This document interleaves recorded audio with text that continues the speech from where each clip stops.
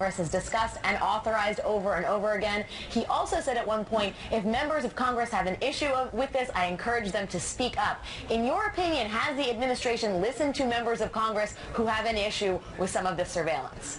No, the administration hasn't listened at all. We've asked for the rulings of the FISA court, the Foreign Intelligence Surveillance Act court, about how it interprets the laws that Congress passed to be declassified so that we can have a conversation with the American people about that.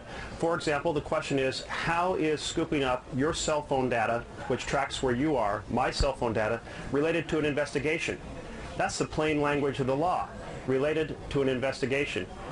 Well, certainly anyone would hear that and think, well, that's a certain hurdle that has to be met, that there is a crime or a potential national security threat that justifies scooping up your information and my information. Clearly, the administration has not followed what an ordinary person would consider to be the standard of the law here, and has not been willing to release the opinion of the FISA court about how they're interpreting that language despite repeated requests from Congress to do so. And I think there are many pieces of this that the President glossed over.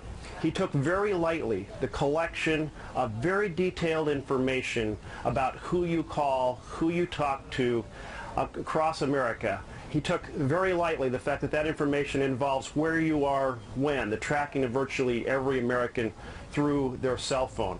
He kept coming back to say the content of the phone call isn't listened to, but I think that we need to recognize what massive data is being collected on Americans that hasn't been publicly debated, that doesn't meet the standard of the plain language of the law related to an investigation.